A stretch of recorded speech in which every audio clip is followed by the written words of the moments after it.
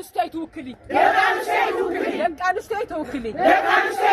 طلعت دك أنستي مسرات كتشكط الله يقباي مسرات كتشكط الله يقباي مسرات لحراسات لصوتي دك أنستي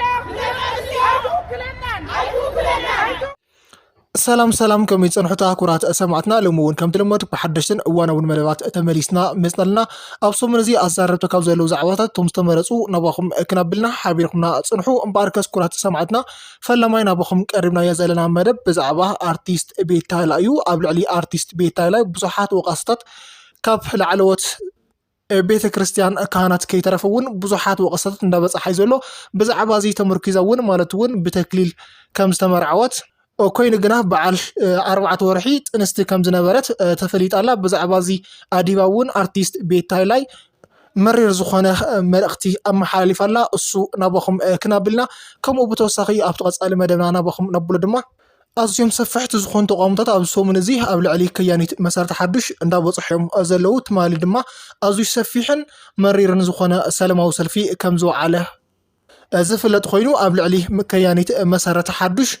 ብዛዕባ ኣዛብ ልዕሊ ዝበፅሕ ዘሎ ተቃውሞ እውን ሙሉእ ትንታነ ናባኹም ክናብልና ሕፅር ዝበለ ናባኹም ክናብልና ሓቢርኩና ጽንሑ ሰናይ ምክትታል ቀይ ብሩኻት ሰላም ብሓበራ ሙሉኣት ደቀይ ወፊርኩም እሰውለይ ፀሓይኩም ትብረቐለይ ብነፈሰት ንፋስኩም ዝበረቐት ፀሓይኩም እግበረለይ ኣነ ጽቡቕ ኣለኹ በጀካ ናፍቐኩም ብሓበራ ደቀይ ብሩኻት ከምታ ኻይዳኹም ኣማልሳኹም ደሃይኩም ኣይትሓባእ እምበኣርካስ ኩራት ሰማዕትና አርቲስት ሄለን ወይ ከዓ ቤታይላ እንዳተባሃለት ትፍለጥ ኣብ እንዳገሪእሙን ድራማ እዛ ሓፍትና እዚኣ ጽቡቓት ስራሕቲ እንዳሰራሐት ዝመፀት እያ። ጽቡቕ ዝኾነ ባህር ተላቢሳ ከዓ ንተመልከታ ታዘናግዕን ብዙሓት ኣስሓቅትን ኣምህርትን ዝኾኑ መደባት ኣብ ማሕበራዊ ሚድያ ተመላልፍ ሓንቲ ብልፅቲ ዝኾነት ሓፍትና እያ። ኣብቲ ዝሓለፈ ዓመት እውን ብዙሓት ተቃውሞታት ኣብ ልዕሊ ቤታይላይ እንዳበፅሑ መፅኦም እዮም። ማለት እውን ካብቲ ናይ መርዓ ሰዓት ጀሚርካ እውን ስነ ስርዓቶም ዝሓለፉ ማለት እውን ንሓደ ትግራዋይ ዘይውክል ወይ ድማ ንሓደ አርቲስት ዘይውክል ተግባራት ብቤታይላይ እንዳተገበሩ ዝመፁ ዝኣመሰሉ መልእኽትታት ኣብ ልዕሊኣ ወቀሳታት ክበፅሓ ዝመፀ እንትኸውን ኣብዚ ሕጂ ሰዓት እውን ብዛዕባ ቤታይላይ እውን ኣዛረብ ዘሎ ጉዳይ እዩ ተፈጢሩ ዘሎ። ንሱ ድማ እዚ ኣብ ልዕሊ ቤታይላይ ጌራቶ ዘላ ስራሕ ማለት እውን በዓልቲ 4 ወርሒ ጥንስቲ እንዳሃለየት ኮይና ግን ናይ መርዓ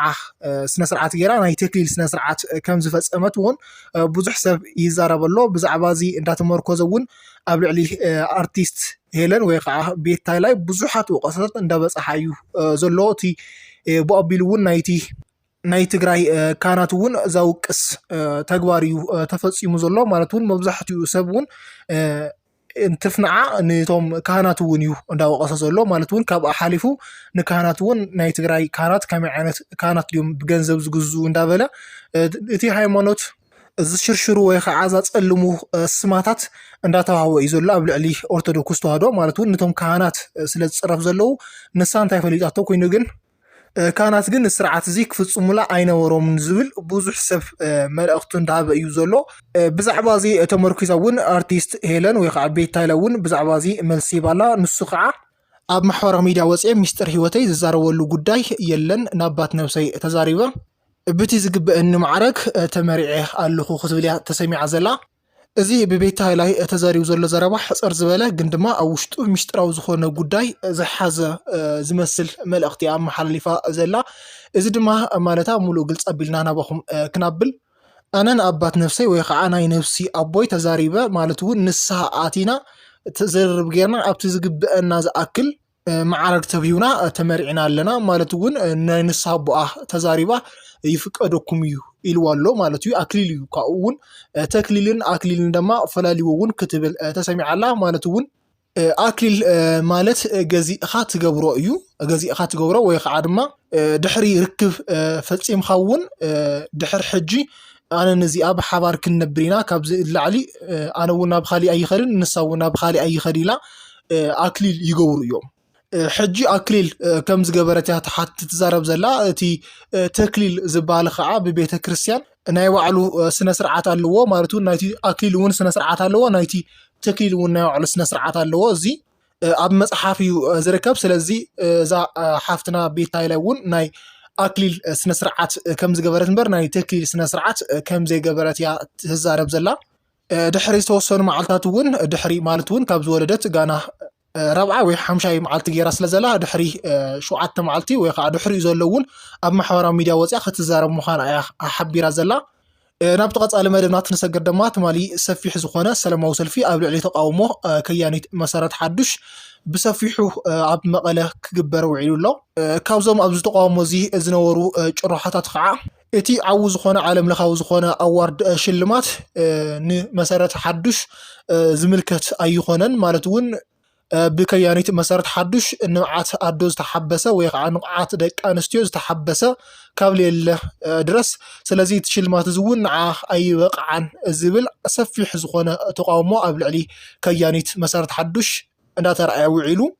እዚ ጉዳይ እዚ ድማ ብጉዳይ ደቂ ኣንስትዮ ማለት እውን ብሓለፍቲ ጉዳይ ደቂ ኣንስትዮ ከምኡ እውን ብዘን ኣባል ጉጅለ እንዳተባሃላ ዝፅዋዓ ናይ ሕወሓት ካርድታት ዝኾነ ሰባት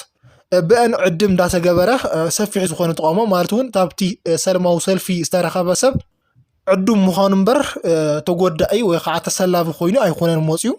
ኣብ ትግራይ ድማ ሓደ ዓዝዩ ዓው ጌጋ ኣሎ ንብዙሕ ዓመታት ዘሎ ማለት እዩ ዝኾነ ሓላፊ እንተፀዊዕካ ሰላማዊ ሰልፊ ከም ዘለ ሰላማዊ ሰልፊ ኣሎ ስለ ዝኾነ መፂኻ ትስለፍ ኣለካ እንተይልካ ግድን ኢኻ ይተርፍን እመነሉ ኣይትመነሉ ናትኻ ጉዳይ ኣይኮነን መፂኻ ኣብቲ ሰላማዊ ሰልፊ ትሳተፍ ከም ዘለካ ብቻ ኣብቲ ሰላማዊ ሰልፊ ዝረኣናዮ ንካቢ 200 ልዕሊ ዝኣክሉ ደቂ ኣንስትዮ ከም ዝነበራት ሰላማዊ ሰልፊ እዚ ድማ ናይ ብዙሓት ክፍለ ከተማታት መቐለ ኣንስቲ ከም ዝነበራ እዩ ተሓበሬታ ዘለና እምበር ኩላተን ብከያኒት መሰረት ሓዱሽ ገንዘብና ተበሊዕና ኢና ከምኡ እውን ዝተሓበሰልና ንምዓት የለን ዝብላ ኣንስቲ ኣይኮናን ሓሊፈን ብዛዕባ ከያኒት መሰረት ሓዱሽ ሕማቕ ዛረባ ብዙሓት ሰባት ዝነበራ ኮይኑ ግን መብዛሕትአን እተን ኣንስቲ ግን ዕዱማት ምዃንናት ሓበሬታ ዝረኸብናዮ ኮይኑ ግን ኣብዚ ሕጂ ሰዓት መሰረት ሓዱሽ ሰፊሕ ወይ ከዓ ዓው ኣብ ዝኾነ መደረ ኣብ ዓለም ለኻዊ ዝኾነ መደረ ከም ዘላ ዝፍለጥ ኮይኑ ብዚ ድማ ዓው ሽልማት እውን ረኺባላ ቀጻሊ እውን ክትረክብ ምዃና ብዙሕ ሰብ ተስፋ እንዳገበረ ስለ ዘሎ ኣብዚ ልዕሊኣ ተቃውሞ ዝወፅሕ ዘሎ እውን ጉድኣት ከም ፀላ ስለ ዝኾነ ከምዚ ነገር ማለት እውን ምስ ተመለሰት ዝተግባር እዚ ሰላማዊ ሰልፊ እዚ ተስራሕ ባህልቲ ኢና ብኣርከስ ኩራት ሰማዕትና ሎሚ ነበርና መደብ እዚ መስለ ነይሩ ኣብ ቀጻሊ ብካልኦት ይረኽበና